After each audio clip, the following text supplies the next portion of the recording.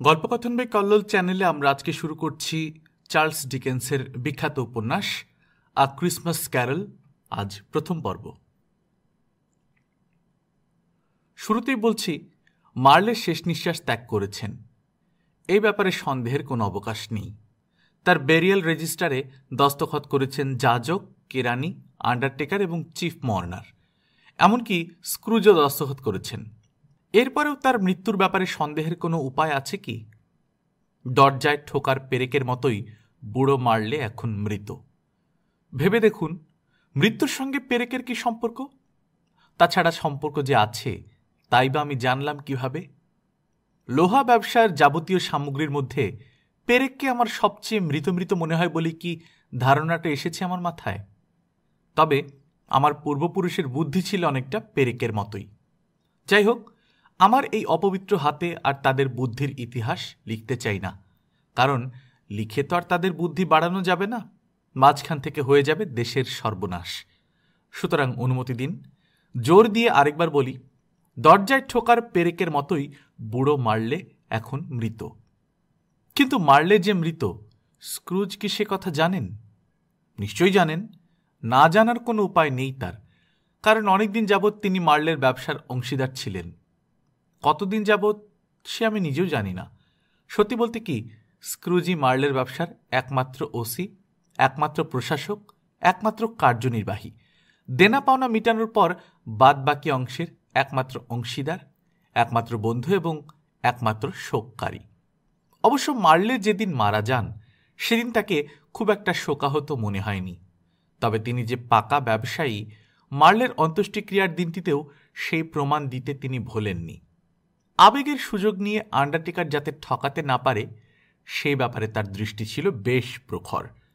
মার্লের অন্ত্যেষ্টিক্রিয়ার আলোচনা করতেই লেখার শুরুটা আবার মনে পড়ে গেল।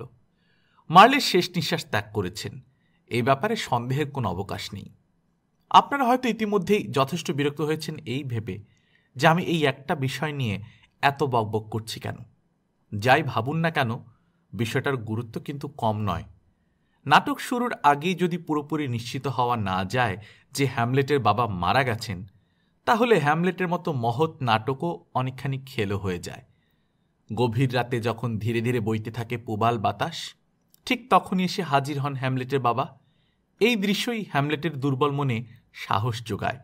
অথচ দর্শক যদি এটাই বুঝতে না পারেন যে হ্যামলেটের বাবা মারা গেছেন, তাহলে অন্ধকার নামার পর কোনো মধ্যবয়সী ভদ্রলোকের হাওয়া খাওয়ার সাথে দুর্গ প্রাকারের উপর দিয়ে হ্যামলেটের বাবার প্রেতাত্মার পায়চারি করার আর কোনো পার্থক্য থাকে না।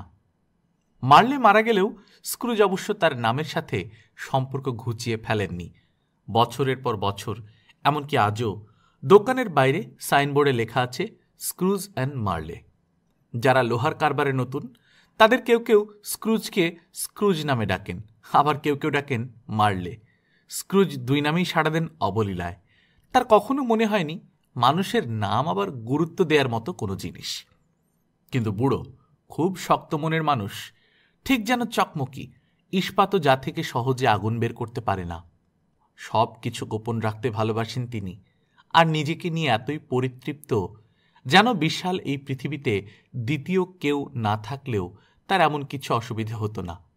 সারা জীবন ঝিনুকের মতো নিঃসঙ্গ থাকায় তার ভেতরে জন্ম নিয়েছে এক ধরনের শীতল ভাব, যে শীতলতা অত্যন্ত বুড়িয়ে দিয়েছে তাকে, কুঁচকে দিয়েছে চিবুকের চামড়া, হাঁটার ভঙ্গিতে এনে দিয়েছে আড়ষ্টতা, চোখ দুটোকে করেছে লাল, ঠোঁটকে করেছে নীল, আর জিহ্বাকে করেছে চতুর। তার মাথা আর ভ্রু তুষারের মতো সাদা। বছরের উষ্ণতম সময়ে দোকান ঠান্ডা রাখার জন্য বরফ এনে রাখেন তিনি। ক্রিসমাসেও সেগুলো সরানোর প্রয়োজন অনুভব করেন না। আসলে বাইরের গরম কিংবা ঠান্ডা তার উপর খুব একটা কাজ করে না। গ্রীষ্ম তাকে অতিষ্ঠ করতে পারে না, ঠান্ডা লাগাতে ব্যর্থ হয় শীতকাল, দুর্যোগপূর্ণ আবহাওয়া কখনোই তাকে বাগে পায় না। আর পাবেই বা কি করে? ভয়ঙ্কর কনকনে যে বাতাস বইয়ে দেয় প্রকৃতি, স্ক্রুজ নিজেই তার চেয়ে অনেক বেশি ভয়ঙ্কর। দরজা জানলা খোলা থাকলে মানুষের বাড়িতে প্রবেশ করার অধিকার পেয়ে যায় বৃষ্টি, কিন্তু তার অন্তরে প্রবেশের অধিকার আজ পর্যন্ত কেউ পায়নি।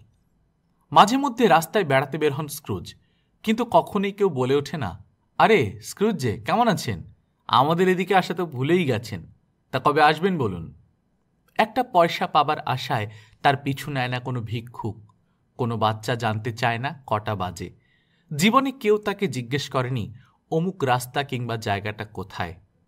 শুধু তাই নয়, যেসব অন্ধ ভদ্রলোক কুকুর সাথে নিয়ে বেড়াতে বের হন, তাদের কুকুরেরা পর্যন্ত স্ক্রুজকে চেনে। বাড়ি থেকে বেরোনোর মুখে স্ক্রুজকে দেখলে মালিকের কাপড় টেনে ধরে তারা। স্ক্রুজ দৃষ্টির আড়াল না হওয়া পর্যন্ত বেরোতে দেয় না, আর লেজ নাড়ে ঘন ঘন, যেন বলতে চায়, অশুভ চোখ থাকার চেয়ে চোখ একেবারে না থাকাও অনেক ভালো প্রভু। কিন্তু স্ক্রুজ কি এসবের পরোয়া করে? মোটেই না। বরং এসব তিনি পছন্দ করেন। মনে প্রাণে চান কোনো লোক তার কাছ না ঘেঁষুক। মানবিক যাবতীয় অনুভূতি পালিয়ে যাক ভয়ে। দয়ামায়া প্রভৃতি সুকুমার গুণাবলী স্ক্রুজের কাছে পাগলামির নামান্তর। অনেক বকবক করলাম, আর নয়, এবার শুরু করি গল্প। ক্রিসমাসের আগের দিন কাউন্টিং হাউসে লেনদেনের হিসেব নিয়ে ব্যস্ত আছেন স্ক্রুজ। আবহাওয়া খুব একটা সুবিধের নয়। কুয়াশায় চারপাশ ঢেকে গিয়েছে, সেই সাথে বইছে কনকনে বাতাস। বাইরে পথচারীদের আনাগোনা টের পাচ্ছেন স্ক্রুজ। ফোঁস ফোঁস করে শ্বাস নিতে নিতে পথ চলছে তারা, আর মাঝে মাঝেই বুকের উপর থাবড়াচ্ছে, নয়তো ফুটপাথে পা ঠুকছে একটু উষ্ণতা পাবার আশায়। কিছুক্ষণ আগেই ঢং ঢং করে বেজে উঠেছে শহরের বড় ঘড়িটা। সবে 3টে বাজে, অথচ ইতিমধ্যেই আঁধার নেমেছে চারদিকে। অবশ্য সকাল থেকেই আলো ছিল বেশ কম। আশেপাশের অফিসগুলোয় জানলায় জানলায় কাঁপছে মোমবাতির শিখা। কুয়াশা এতই ঘন যে সামান্য ফাটল, এমনকি চাবির ফুটো দিয়ে পর্যন্ত ঢুকে পড়ছে ঘরে। নিষ্প্রভ মেঘ ঝুঁকে পড়ে যেন মিলিত হয়েছে কুয়াশার সাথে। রাস্তার ওপারের বাড়িগুলোই ঝাপসা দেখাচ্ছে, আর দূরেরগুলো সম্পূর্ণ অদৃশ্য। কিন্তু এরকম আবহাওয়াতেও স্ক্রুজের কাউন্টিং হাউসের দরজাটা খোলা, কারণ দরজার ওপারেই রয়েছে অন্ধকারাচ্ছন্ন ছোট্ট একটা ঘর, যেখানে বসে চিঠি নকল করছে তার কেরানি। সে যাতে কাজে ফাঁকি দিতে না পারে, সেজন্যই দরজা খোলা রেখেছেন স্ক্রুজ। ধিক ধিক করে জ্বলা আগুন ঈষৎ গরম করে রেখেছে কাউন্টিং হাউসের ভেতরটা। কিন্তু কেরানির ঘরের আগুনটা এতই ছোট যে মনে হয় যেন একমাত্র কয়লা জ্বলছে। আগুনটা একটু উস্কে দেওয়ার চেষ্টা চালিয়েছিল কেরানি, কিন্তু লাভ হয়নি, কারণ কয়লার বাক্সটা রয়েছে কাউন্টিং হাউসে। একটা বেলচা হাতে সেখানে ঢুকতেই স্ক্রুজ খেঁকিয়ে উঠেছিলেন এই বলে যে তিনি সত্যিই বুঝতে পারেন না মানুষের এত শীত লাগে কোত্থেকে। বরং সত্যি যদি বেশি শীত পড়ে, তাহলে ওই কয়লাটুকু কাজে লাগবে। ফলে নিজের ঘরে ফিরে এসেছে বেচারি। উষ্ণতার আশায় নিজেকে সঁপে দিয়েছে সাদা একটা মাফলার আর মোমবাতির হাতে। কিন্তু 8-10টা কেরানির মতোই যেহেতু কল্পনা শক্তির এমন কিছু দৌড় তার নেই, শীত খুব একটা কাটছিল না এতে। ক্রিসমাস আনন্দময় হোক মামা, ঈশ্বর আপনার মঙ্গল করুন, ভেসে এলো উৎফুল্ল একটি কণ্ঠ। পরক্ষণেই একরকম ছুটে এসে ঘরে ঢুকল স্ক্রুজের ভাগ্নে।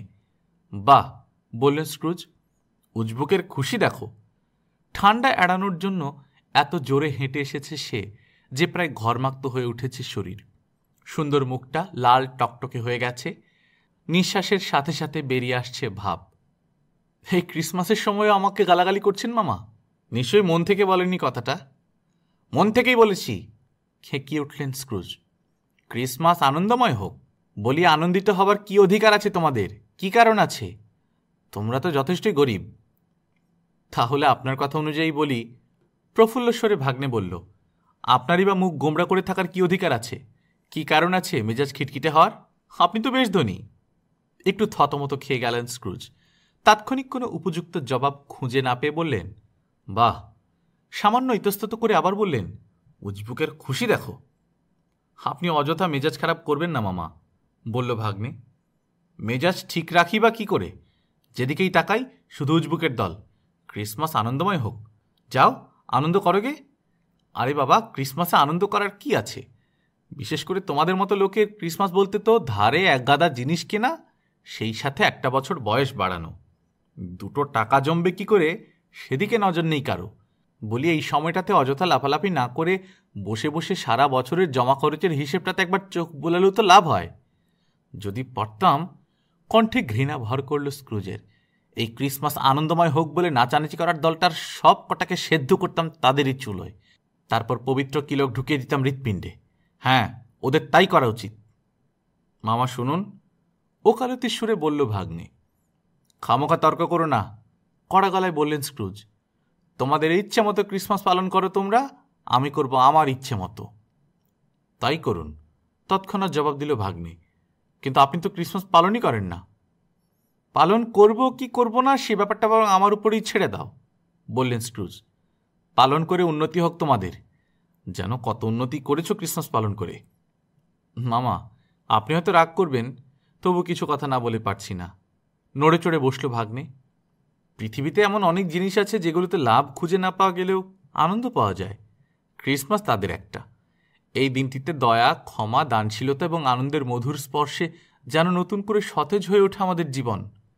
পার্থিব যাবতীয় নীচতা, ক্ষুদ্রতা ভুলে মানুষ মন খুলে মেশে আরেকজনের সাথে। নিজের নিজের সামাজিক অবস্থান ভুলে নজর দেয় গরিবদের দিকে। অনুভব করে একদিন সবাইকে যেতে হবে কবরে, যেখানে ধনী দরিদ্র, উঁচু নিচু কোনো ভেদাভেদ নেই। এই দিনটি আমাদের মনে করিয়ে দেয় যে বিবেকহীন জন্তুর মতো বিচরণ আমাদের সাজে না। আমরা সৃষ্টির সেরা, নির্দিষ্ট একটা গন্তব্য আছে আমাদের। সুতরাং এই দিনটিতে আমার পকেট সোনায় বা রূপোতে ভরে না উঠলেও আমার হৃদয় কিন্তু আনন্দে ভরে ওঠে। এতদিন ক্রিসমাস পালন করে কোনো উন্নতি না হলেও কোনো ক্ষতিও হয়নি আমার, বরং সব দিক দিয়ে বিচার করলে বলতে হয় আমার উপকারী করেছে দিনটা, আর ভবিষ্যতেও করবে। আর তাই ক্রিসমাস আনন্দময় হোক না বলে পারি না। ঈশ্বরের কাছে প্রার্থনা করি সৃষ্টির শেষ পর্যন্ত তিনি যেন দিনটিকে আনন্দময় করেই রাখেন। পাশের ঘরে নিজের অজান্তেই হাততালি দিয়ে উঠল কেরানি। পরক্ষণেই মহা ভুলটা বুঝতে পেরে হন্তদন্ত হয়ে আগুন উস্কে দিতে গিয়ে একমাত্র জ্বলন্ত কয়লাটাকেও দিল নিবিয়ে। আরেকবার হাততালি দাও, খেঁকিয়ে উঠল স্ক্রুজ। বিদায় করে দিই তোমাকে। অবশ্য চাকরি হারালে সুবিধেই হবে তোমার। অফুরন্ত সময় ধরে মহা আনন্দে পালন করতে পারবে আনন্দময় ক্রিসমাস। একটু থেমে ভাগ্নের দিকে ফিরে বললেন, সত্যি স্যার, বক্তা হিসেবে আপনি যে অত্যন্ত শক্তিশালী সে কথা অস্বীকার করার তো উপায় দেখছি নে। ভেবে অবাক হচ্ছি এতদিন আজে বাজে জায়গায় পড়ে না থেকে পার্লামেন্টে যোগ দেননি কেন? রাগ করবেন না মামা, তার চেয়ে বরং এসব তর্কাতর্কি বাদ থাক। আপনি আগামীকাল আসুন আমাদের বাড়িতে। কাল আমরা সবাই একসাথে খাওয়া দাওয়া করব। চিবিয়ে চিবিয়ে স্ক্রুজ বললেন যে তিনি যাবেন, অবশ্যই যাবেন। না গিয়ে কি তিনি পারেন? ক্রিসমাসের খাওয়া বলে কথা, প্রয়োজন হলে হিসেবের খাতাপত্র ছিঁড়ে রেখে তারপর যাবেন।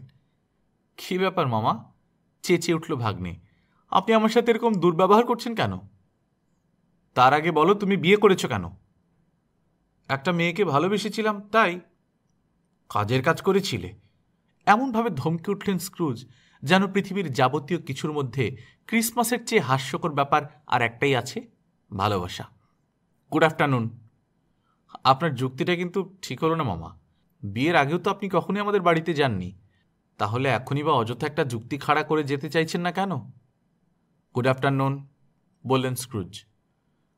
কখনো আমি আপনার কাছে কিছু চাইনি, আর আজও চাইতে আসিনি, সুতরাং আমাদের তো বন্ধু হতে কোনো বাধা নেই। গুড আফটারনুন, বললেন স্ক্রুজ। জানি না কেন আপনি একগুমি করছেন। কোনো ক্ষতি তো দূরের কথা, আপনার সঙ্গে কখনো ঝগড়া করেছি বলে তো মনে পড়ে না। যাই হোক, মানুষ ভেদে মতেরও ভেদ হয়। আপনি আমাকে অনেক কিছুই বললেন, কিন্তু আমি ঠিক করেছি অযথা রাগারাগি করে আগামীকালের পবিত্র দিনটিকে আর কলুষিত করে তুলব না। সুতরাং যাবার আগে আবারও বলছি, ক্রিসমাস আনন্দময় হোক মামা। গুড আফটারনুন, চেঁচিয়ে উঠলেন স্ক্রুজ, এবং হ্যাপি নিউ ইয়ার। রাগে কাঁপতে লাগলেন স্ক্রুজ। উঠে দাঁড়ালো ভাগ্নে, কোনো রকম রাগারাগি না করে বেরিয়ে এলো বাইরে। দরজার এপারে একটু দাঁড়িয়ে কেরানিকে ক্রিসমাসের শুভেচ্ছা জানালো সে। দীর্ঘদিন ধরে স্ক্রুজের এখানে চাকরি করতে করতে অনেকটা শীতল হয়ে এলেও কেরানির মনটা একেবারে মরে যায়নি। শুভেচ্ছা জানালো সেও। ওই যে আরেকজন। কথাগুলো শুনতে পেয়ে বিড়বিড় করতে লাগলেন স্ক্রুজ। আমার কেরানি সপ্তাহে 15 শিলিং পায়, আস্ত একটা পরিবার ঘাড়ের উপর, অথচ আনন্দময় ক্রিসমাসের আলোচনায় মশগুল। ক্রিসমাস নিয়ে পাগলামি দেখতে দেখতে নিজেই পাগল হয়ে যাব মনে হচ্ছে। তার চেয়ে বরং বাড়ি ফিরে যাই। স্ক্রুজের ভাগ্নে চলে যেতে না যেতেই দুজন ভদ্রলোক ঢুকলেন ঘরের ভেতর। পরনের ধোপদুরস্ত পোশাক, মোটামুটি গাম্ভীর্যপূর্ণ চেহারা, হাতে বই ও কিছু কাগজপত্র। ঘরের চারপাশে নজর বুলিয়ে হ্যাট খুলে স্ক্রুজকে অভিনন্দন জানালেন তারা। তারপর হাতের তালিকাটা কিছুক্ষণ নাড়াচাড়া করে একজন বললেন, এটা নিশ্চয়ই স্ক্রুজ অ্যান্ড মার্লে। তা দয়া করে আপনি যদি বলতেন, আপনি কি মিস্টার স্ক্রুজ নাকি মিস্টার মার্লে? মিস্টার মার্লে 7 বছর আগে মারা গেছেন, জবাব দিলেন স্ক্রুজ। হ্যাঁ, ঠিক 7 বছর আগে, আজকের রাতে। আমরা আশা করি তিনি যেরকম উদার মনের মানুষ ছিলেন, তার পার্টনারও ঠিক সেরকমই হবেন, বলে একটু এগিয়ে এসে স্ক্রুজের হাতে নিজের পরিচয়পত্র ধরিয়ে দিলেন ভদ্রলোক। অবশ্য কথাটা ভদ্রলোক ঠিকই বলেছেন। আগে স্ক্রুজ কখনোই মার্লের কথার উপর কথা বলতেন না, ফলে বাইরের মানুষের কাছে তার আসল পরিচয়ের বদলে উদারতাই ফুটে উঠত।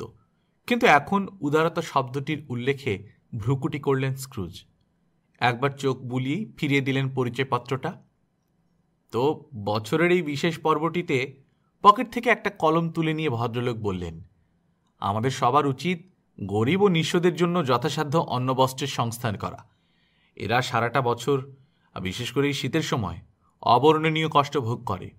হাজার হাজার মানুষের ভাগ্যে এক টুকরো রুটি আর পরনের কাপড়টুকু জুটছে না। অতি সাধারণ আরামগুলোর অভাবে ভুগছে লক্ষ লক্ষ মানুষ। কেন, দেশের জেলখানাগুলোকে সব উঠে গেছে? জানতে চাইলেন স্ক্রুজ।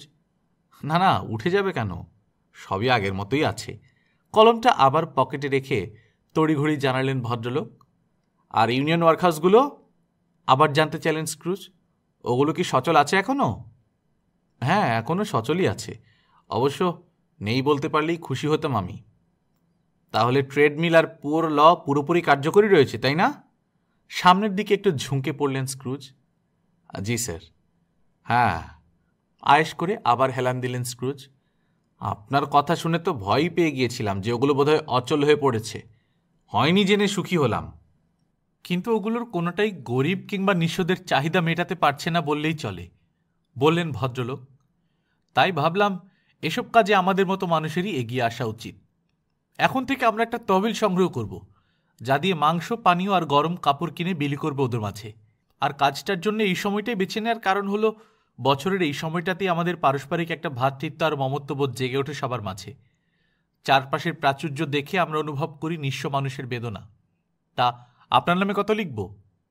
কিছুই না, জবাব দিলেন স্ক্রুজ। আড়ালে থাকতে চান? একেবারে আড়ালে। আমি চাই না এইসব ব্যাপারে আমাকে কেউ জ্বালাতন করুক। আপনাদের মতে ক্রিসমাস আনন্দময় হলেও আমি এই দিনটিতে আনন্দ করি না, কাউকে আনন্দিত করতেও চাই না। অলস লোকেদের আনন্দের পেছনে ঢালার মতো বাজে টাকা আমার নেই। যে প্রতিষ্ঠানগুলোর কথা বললাম, আমি ওগুলোকে সাপোর্ট করি। ওরাও যথেষ্ট খরচ করে।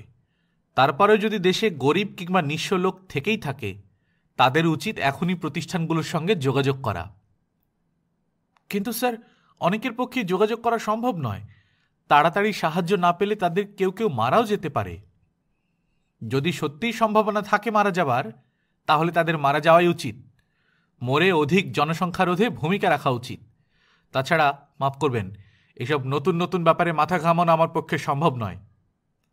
কিন্তু স্যার, মাথা ঘামানোটা উচিত ছিল, বললেন ভদ্রলোক। মোটেই না, তড়িৎ জবাব দিলেন স্ক্রুজ।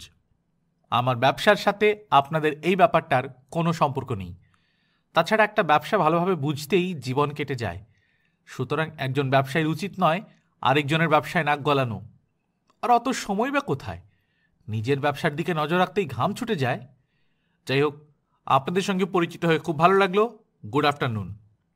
এখানে কথা বলে যে লাভ হবে না, সেটা পরিষ্কার বুঝতে পেরে বিদায় নিলেন ভদ্রলোক দুজন। নতুন উদ্যমে আবার কাজে ঝাঁপিয়ে পড়লেন স্ক্রুজ। তিনি রসিকতা করতে পারেন, এটা তার জানা ছিল, কিন্তু কাজটা যে এত ভালো পারেন তা জানা ছিল না। ভারী প্রসন্ন বোধ করছেন তিনি, ভারী তৃপ্ত।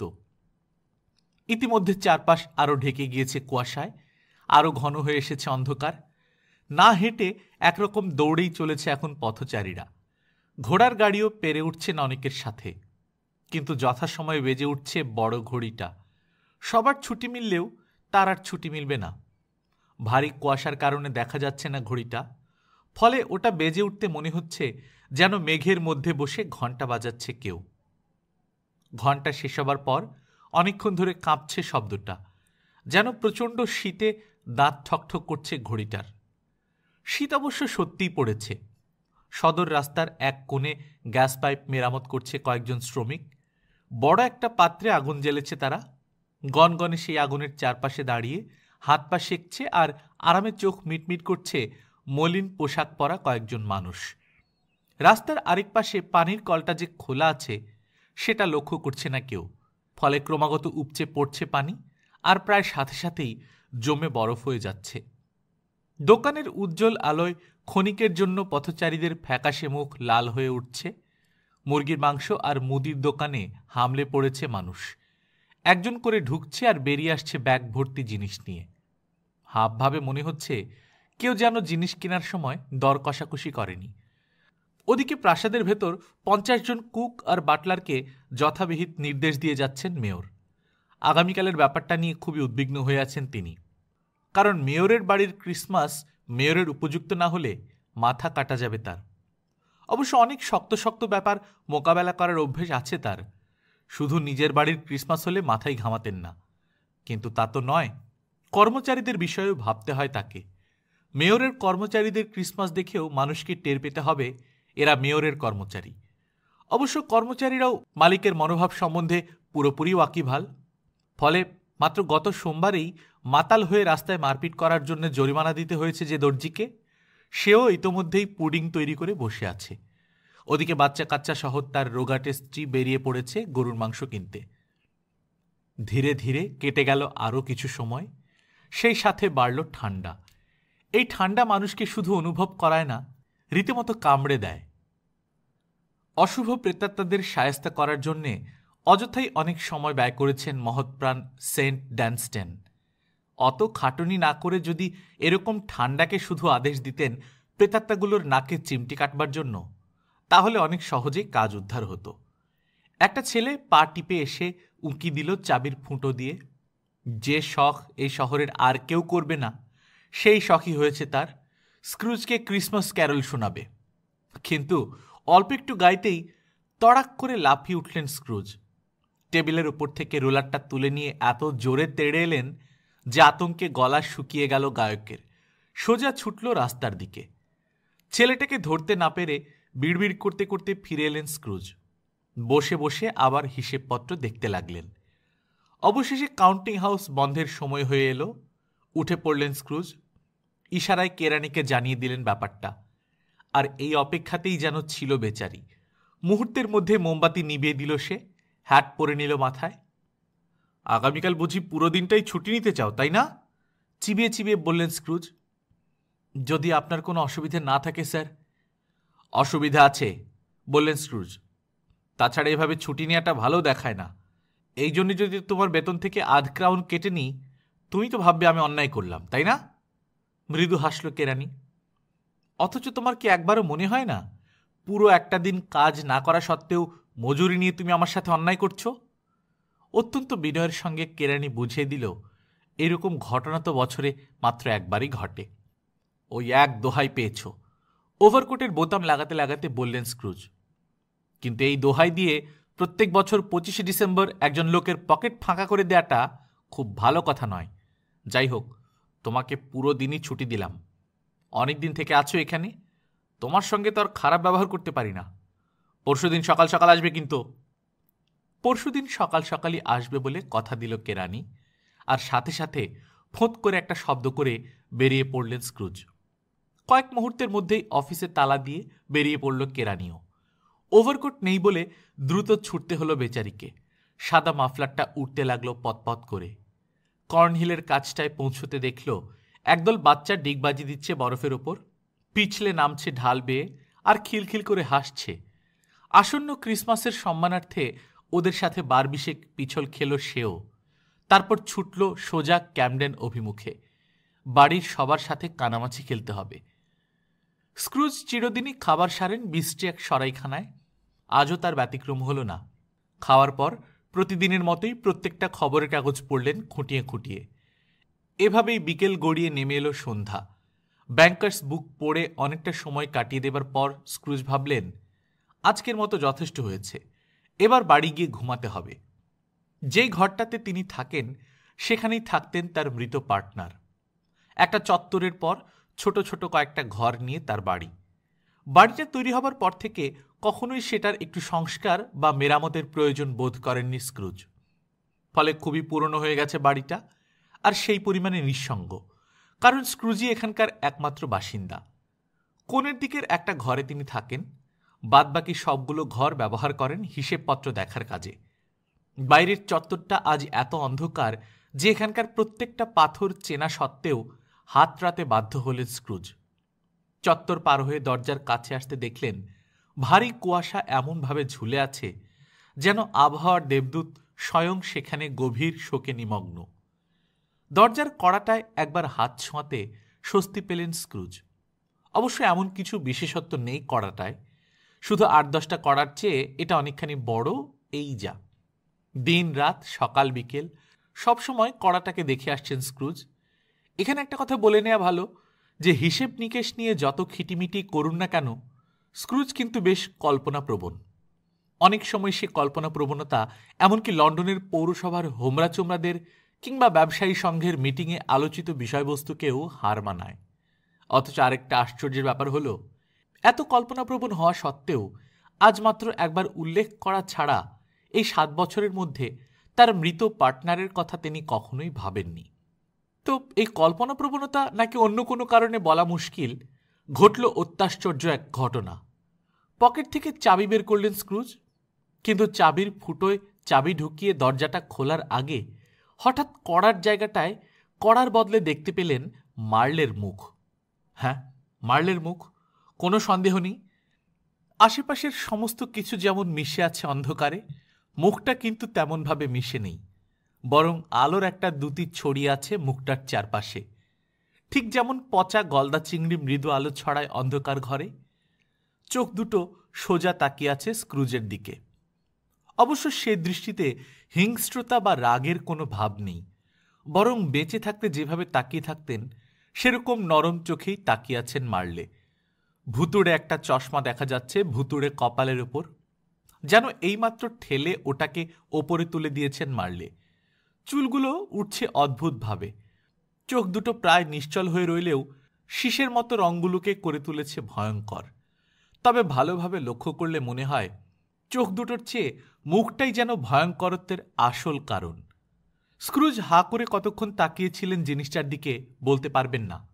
হঠাৎ চমকে উঠে তিনি খেয়াল করলেন চোখের সামনে ঝুলছে অতি পরিচিত সেই কড়া।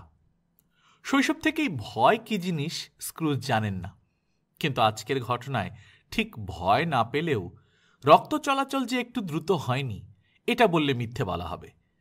তবে কয়েক মুহূর্তের মধ্যেই নিজেকে সামলে নিলেন স্ক্রুজ।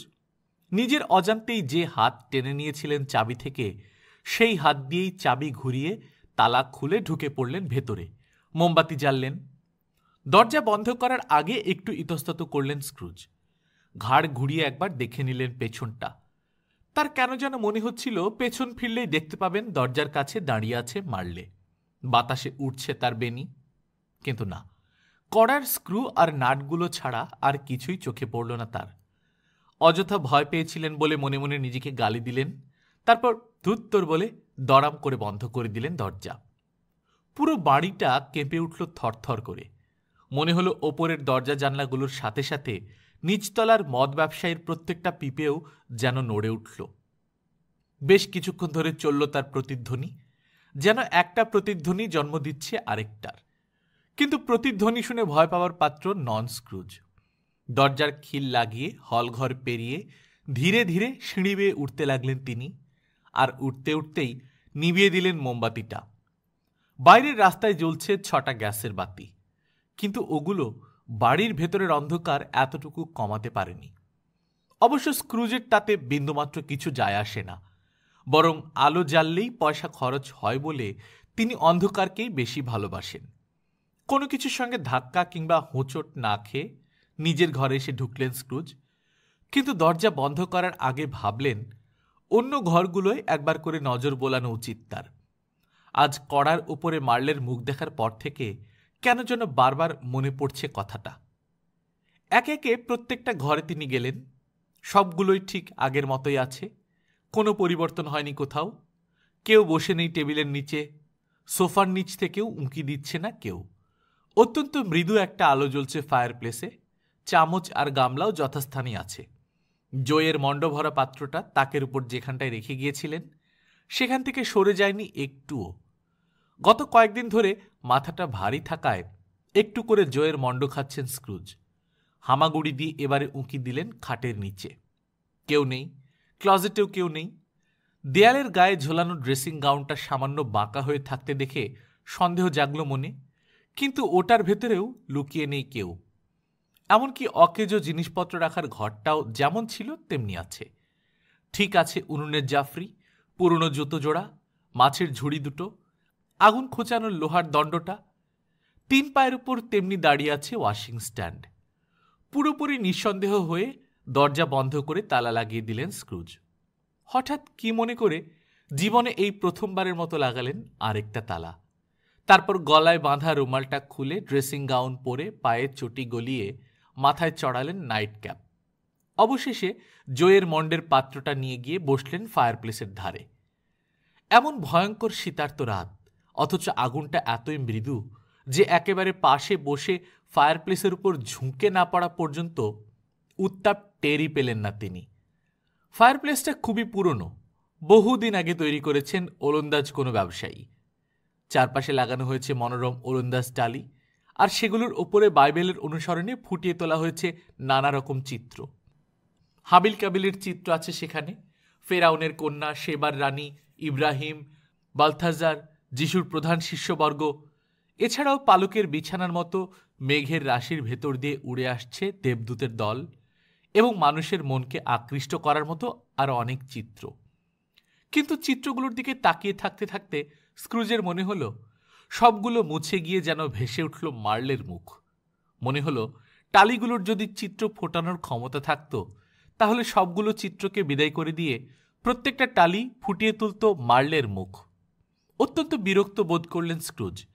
7 বছর আগে মরে যাওয়া সত্ত্বেও এই উৎপাত কেন রে বাবা? যত্ত সব বলে উঠে পড়লেন তিনি। পুরো ঘরে বেশ কিছুক্ষণ পায়চারি করবার পর এসে বসলেন আবার। মাথাটা চেয়ারের পেছন দিকে এলিয়ে দিতেই চোখে পড়ল একটা ঘণ্টা। ঘণ্টাটা খুবই পুরনো, বহুদিন থেকেই ঝুলছে ওখানে। অনেকদিন আগে তিনি কি যেন করতেন ঘণ্টাটা দিয়ে, কিন্তু ঠিক কি করতেন বহু চেষ্টা করেও কিছুতেই মনে করতে পারলেন না। হঠাৎ চমকে উঠে তিনি খেয়াল করলেন ঘরে কোনো বাতাস নেই, অথচ ঘণ্টাটা মৃদু মৃদু দুলছে। প্রথমটায় এত ধীরে ধীরে দুলল যে কোনো শব্দই হলো না। তারপর হঠাৎ করেই ভীষণ শব্দে বেজে উঠল ঘণ্টাটা। সাথে সাথে বেজে উঠল বাড়ির সবগুলো ঘণ্টা। সম্মিলিত সেই ঘণ্টার ধ্বনিতে পুরো বাড়িটা যেন কাঁপতে লাগলো থরথর করে। বড়জোর আধ কিংবা 1 মিনিট ধরে বাজল ঘণ্টাগুলো, কিন্তু স্ক্রুজের মনে হলো ওগুলো যেন বেজে চলেছে পুরো 1 ঘণ্টা ধরে। তারপর ঠিক যেমন হঠাৎ করে বাজতে শুরু করেছিল তেমনি হঠাৎ করেই থেমে গেল। একটু পরেই নিচতলা থেকে ভেসে এলো ধাতুতে ধাতুতে ঠোকাঠুকির মতো একটা শব্দ। ভারী শেকল টেনে টেনে যেন হাঁটছে কেউ। চকিতে স্ক্রুজের মনে পড়ে গেল হানাবাড়িতে ভূতেরা নাকি ঠিক এমনি করে শেকল টেনে টেনে হাঁটে। ভীষণ শব্দে খুলে গেল নিচতলার কোনো দরজা। সেই সাথে আরো স্পষ্ট হয়ে উঠল অদ্ভুত শব্দটা। কিছুক্ষণ আশেপাশে ঘোরাঘুরির পর শব্দটা সিঁড়ি বেয়ে উঠে এলো ওপর তলায়, সোজা এগিয়ে আসতে লাগলো তার ঘরের দিকে। এসব কি শুরু হলো রে বাবা? বিড়বিড় করতে লাগলেন স্ক্রুজ। আমি এসব বিশ্বাস করি না। ভূতে বিশ্বাস করেন না এই কথাটা বললেও মুখটা ফ্যাকাশে হয়ে গেল স্ক্রুজের। শব্দটা এক মুহূর্তের জন্য থামল দোরগোড়ায়, তারপর ঢুকে পড়ল ঘরের ভেতর। দপ করে লাফিয়ে উঠল আগুনের শিখাটা, যেন বলে উঠল, আমি চিনতে পেরেছি ওকে, মার্লের ভূত। তারপরে আবার কমে গিয়ে ধারণ করল স্বাভাবিক রূপ। সেই মুখ, অবিকল সেই মুখ, পরনে ওয়েস্টকোট, টাইটস আর বুট। মাথার চুলগুলো তেমনি খাড়া হয়ে আছে। পেছন দিকে উঠছে বেনিটা, কোমরের কাছে বাঁধা রয়েছে শেকল। স্ক্রুজ ভালোভাবে লক্ষ্য করে দেখলেন শেকলটা বেশ লম্বা, পেছন দিকে ঝুলে আছে লেজের মতো, আর তার সাথে বাঁধা রয়েছে ক্যাশ বাক্স, চাবির গোছা, কয়েকটা তালা, জমা খরচের খাতা, দলিল আর ইস্পাতের তৈরি ভারী ভারী মানি ব্যাগ। শরীরটা একেবারে স্বচ্ছ। ওয়েস্টকোটের পিছের কাছের ছোট ছোট বোতাম দুটো পরিষ্কার দেখতে পেলেন স্ক্রুজ।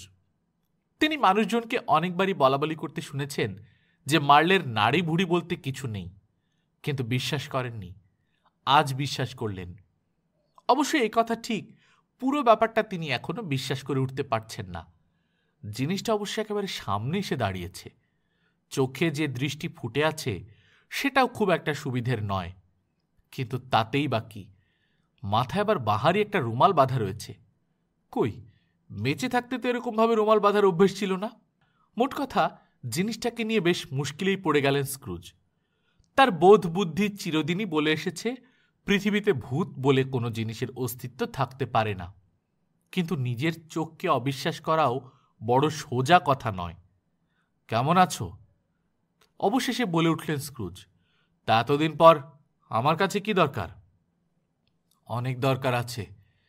হ্যাঁ, মার্লের গলায় তো। কোনো সন্দেহ নেই। তুমি কে? তার চেয়ে বলো আমি কে ছিলাম। তুমি কে ছিলে? গলা একটু চড়িয়ে বলল স্ক্রুজ। বেঁচে থাকতে আমি ছিলাম তোমার পার্টনার, জ্যাকব মার্লে। তুমি কি বুঝতে পারো? এক দৃষ্টে তাকিয়ে সন্দেহ ভরে জানতে চাইলেন স্ক্রুজ। নিশ্চয়ই। বসো তো দেখি। এই প্রশ্ন করার পেছনে একটা মতলব ছিল স্ক্রুজের। তিনি ভেবেছিলেন ভূতের মতো একটা জিনিস, যার দেহ সম্পূর্ণ স্বচ্ছ, তার পক্ষে চেয়ারে বসার মতো একটা ব্যাপার সহজ নাও হতে পারে। যদি তাই হয়, নিশ্চয়ই খুব ঝামেলায় পড়ে যাবে ভূতটা। সেক্ষেত্রে নিজের উপর বিরক্ত হয়ে এমনকি চলেও যেতে পারে। কিন্তু তার ধারণাকে মিথ্যে প্রমাণ করে ফায়ারপ্লেসের উল্টো দিকের চেয়ারটায় এমনভাবে বসে পড়ল ভূতটা, যেন এরকম বসা তার অনেক দিনের অভ্যেস। তাহলে আমাকে তোমার বিশ্বাস হচ্ছে না, তাই না? নরম গলায় জানতে চাইল ভূত। না, বললেন স্ক্রুজ। চোখের সামনে দেখেও যখন বিশ্বাস করতে পারছো না, তখন বলো কি প্রমাণ দিলে বিশ্বাস করবে? জানি না, বললেন স্ক্রুজ। নিজের বিচার বুদ্ধির ওপর সন্দেহের কারণ? এই জন্য যে খুব সামান্য কারণে মানুষের বিচার বুদ্ধি গুলিয়ে যেতে পারে, বললেন স্ক্রুজ। বদহজম হলে চোখে ভুল দেখা এমন কিছু অসম্ভব নয়। ঠিকমতো হজম না হওয়া কয়েক টুকরো গরুর মাংস, একদলা পনির কিংবা ভালোভাবে সেদ্ধ না হওয়া একটা আলু মানুষের মাথা গোলমাল করে দেওয়ার পক্ষে যথেষ্ট। হয়তো সে কারণেই সম্পূর্ণ ফাঁকা একটা ঘরে আমি তোমার মতো একটা জিনিস দেখতে পাচ্ছি। আসলে পেট কিন্তু মোটেই খারাপ করেনি স্ক্রুজের। এরকম রসিকতা করার কোনো ইচ্ছেও তার ছিল না। ভূতকে কথা বলতে শুনে জীবনে এই প্রথমবারের মতো ভীষণ ভয় পেয়েছেন তিনি, আর তাই এসব বলে ভূতটাকে বোঝাতে চাইছিলেন মোটেই ভয় পাননি। কথা বলতে বলতে নিজের অজান্তেই চোখ নামিয়ে ফেলছিলেন স্ক্রুজ। আবার তাকাতে দেখলেন ভূতটা ঠিক তেমনিভাবেই বসে আছে চেয়ারে। নিশ্চল চোখের ওই জ্বলন্ত দৃষ্টি কি কোনো মানুষ সইতে পারে? তাছাড়া ওটার চারপাশে যেন বিরাজ করছে নারকীয় একটা আবহাওয়া। চোখে দেখতে না পেলেও পরিষ্কার অনুভব করতে পারছেন তিনি, কারণ ঘরের দরজা জানলা বন্ধ থাকা সত্ত্বেও অদৃশ্য কোন চুলোর গরম বাষ্পে ধীরে ধীরে উঠছে ওটার চুল আর ওয়েস্টকোটের ঝুল। দাঁত খোঁচানোর এই খড়কেটা দেখতে পাচ্ছ? এভাবে চুপচাপ বসে থাকলে মাথাটা আরও খারাপ হয়ে যাবে ভেবে আবার কথা বলে উঠলেন স্ক্রুজ। অবশ্য এই প্রশ্ন করার পেছনে আরেকটা উদ্দেশ্য ছিল তার। তিনি চাইছিলেন অন্তত কিছুক্ষণের জন্য হলেও ভয়ঙ্কর ওই দৃষ্টিটা তার মুখের উপর থেকে অন্যদিকে সরিয়ে দিতে। পাচ্ছি, জবাব দিল ভূত। তুমি তো এদিকে তাকাওইনি। তাকাই বা না তাকাই, আমি দেখতে ঠিকই পাচ্ছি, গলা চড়িয়ে বলল সে। বেশ, বললেন স্ক্রুজ। এখন এই খড়কেটা যদি আমি খেয়ে ফেলি, তাহলে আগামী কয়েকদিন ধরে আমার চারপাশ ঘিরে নেচে বেড়াবে ভূতের দল। কিন্তু তাদের কোনোটাই আসল নয়, সবই মন গড়া। সত্যি কথা বলতে কি, এইসব মানুষের পাগলামি ছাড়া আর কিচ্ছু নয়, যত সব। এই কথা শোনার সাথে সাথে ভীষণ একটা চিৎকার দিয়ে উঠল ভূতটা। তারপর এত জোরে জোরে শেকল বাজাতে লাগলো যে চেয়ারের একটা হাতল আঁকড়ে ধরে অতি কষ্টে মূর্ছা যাওয়ার হাত থেকে নিজেকে রক্ষা করলেন স্ক্রুজ। কিন্তু ভয়াবহ একটা দৃশ্য অপেক্ষা করছিল তার জন্যে। বদ্ধ ঘরে যেন খুব গরম লাগছে এমন ভঙ্গি করে মাথার রুমালটা খুলে ফেলল ভূতটা, আর সাথে সাথে তার নিচের চোয়ালটা ঝুলে পড়ল বুকের ওপর। এবারে আর চেয়ারে বসে থাকতে পারলেন না স্ক্রুজ। হাঁটু ভেঙে মেঝেতে পড়ে গিয়ে দুহাতে মুখ ঢাকলেন। বললেন, যথেষ্ট হয়েছে, এবার দয়া করে থামো। কিন্তু তুমি আমার সাথে এমন করছো কেন? কি এমন ক্ষতি করেছি আমি তোমার? হায় রে মানুষ, পার্থিব চিন্তা ছাড়া আর কিছুই নেই মাথায়। এখনো বলো আমাকে বিশ্বাস করো কিনা? করি, আমাকে করতেই হবে। কিন্তু ভূতেদের কি নিজেদের রাজ্য ছেড়ে পৃথিবীতে আসা উচিত? আর যদি আসেও, এত জায়গা ছেড়ে আমার বাড়িতে কেন? কারণ প্রত্যেক মানুষেরই যথাসাধ্য ভ্রমণ করা উচিত। আর শুধু বিদেশেই নয়, দেশেও যাবার মতো অনেক জায়গা আছে। প্রত্যেকেরই উচিত তাদের আত্মীয় স্বজন, প্রতিবেশী ও সহকর্মীদের বাড়িতে যাওয়া। যারা বেঁচে থাকতে এই কাজ করে না, মরার পর তাদের ঘাড়ে চাপে সেই দায়। কোথাও স্থির হয়ে থাকতে পারে না তারা, ঘুরে বেড়াতে হয় সারা পৃথিবী জুড়ে। সে যে কি কষ্ট হাড়ে হাড়ে টের পাচ্ছি আমি। অথচ বেঁচে থাকতে কাজগুলো সেরে রাখলে এখন কত সুখে থাকতে পারতাম। কথাটা শেষ করেই আবার চিৎকার করে উঠল ভূতটা। তারপর ভীষণ জোরে বাজতে লাগলো শেকল। তোমার কোমরে এইভাবে শেকল বাঁধা রয়েছে কেন? কাঁপতে কাঁপতে জানতে চাইলেন স্ক্রুজ। এই শেকল আমার নিজের হাতের তৈরি, জবাব দিল ভূতটা। এর প্রত্যেকটা ইঞ্চি আমার নিজের গড়া। বেঁচে থাকতে ইচ্ছে করে তৈরি করেছি এই শেকল। তারপর ধীরে ধীরে লম্বা করেছি সেটাকে। মরার পরে তাই এটাকে বেঁধেছি কোমরের কাছে, সম্পূর্ণ নিজের ইচ্ছায়। এটা দেখতে কি অদ্ভুত মনে হচ্ছে না তোমার কাছে? আরো কাঁপতে লাগলেন স্ক্রুজ। নাকি এরকম একটা শেকল তুমিও বয়ে বেড়াচ্ছ? আবার বলে উঠল ভূতটা। তাহলে অবশ্য শেকল সম্বন্ধে তোমাকে জ্ঞান দান করা বৃথা। জানো, আমার এই শেকলটা 7 বছর আগেও ঠিক এমনই ভারী ছিল। এই বছরে তোমারটার ওজন নিশ্চয় আরো বেড়েছে। উহ, যে বয় একমাত্র সেই জানে এর ভার। চমকে উঠে নিজের চারপাশে চেয়ে দেখলেন স্ক্রুজ। তিনি ভেবেছিলেন 250 কিংবা 300 ফুট লম্বা একটা শেকলে নিজেকে জড়ানো অবস্থায় দেখতে পাবেন, কিন্তু না, আশেপাশে তেমন কিছুই নেই। জ্যাকব, বললেন স্ক্রুজ, ভাই জ্যাকব মারলে, দয়া করে আমাকে একটু শান্তির বাণী শোনাও। ওরকম কোনো বাণী আমার জানা নেই, বলল ভূত। তাছাড়া শান্তি অন্য রাজ্যের জিনিস এবনেজার স্ক্রুজ। সেখানকার নিয়ম কানুন, মানুষ সবই আলাদা। সত্যি বলতে কি, সে রাজ্য যে চোখে দেখেনি তাকে বলে বোঝানো অসম্ভব। সেখান থেকে কিছু শান্তি পাবার চেষ্টা করেছি, কিন্তু পাইনি বললেই চলে। কোথাও থাকতে পারি না আমি, বিশ্রাম নিতে পারি না একদণ্ড। জীবনে তো কখনো কাউন্টিং হাউসের বাইরে যাইনি। ঘাড় গুঁজে শুধু বসে থেকেছি আর টাকা গুনেছি। এখন আমাকে তার দায় মেটাতে হচ্ছে। ঘুরছি ঘুরছি, শুধু ঘুরে বেড়াচ্ছি। জানি না এই ক্লান্তিকর যাত্রা কখন শেষ হবে। গভীরভাবে চিন্তা করার সময় পকেটে হাত ঢুকিয়ে দেয়া স্ক্রুজের চিরকালীন অভ্যেস। আজও তার ব্যতিক্রম হল না। পকেটে হাত ঢুকিয়ে ভূতের কথার অর্থগুলো চিন্তা করতে লাগলেন তিনি, কিন্তু মাথা উপর দিকে তুললেন না, মেঝে থেকেও উঠলেন না। গল্পকথন বাই কল্লোল চ্যানেলে আপনারা শুনছিলেন ক্রিসমাস স্পেশাল গল্প চার্লস ডিকেন্সের আ ক্রিসমাস ক্যারল। আজ প্রথম পর্ব। আমরা নিয়মিত গল্প পাঠ করে শোনাচ্ছি। আপনারা যারা প্রথমবার মতো শুনছেন, কাইন্ডলি সাবস্ক্রাইব করে নেবেন। গল্প পাঠ ভালো লাগলে বন্ধুদের সাথে শেয়ার করবেন। নিজে ভালো থাকবেন, আশেপাশের লোকজনকে ভালো রাখবেন। টাটা।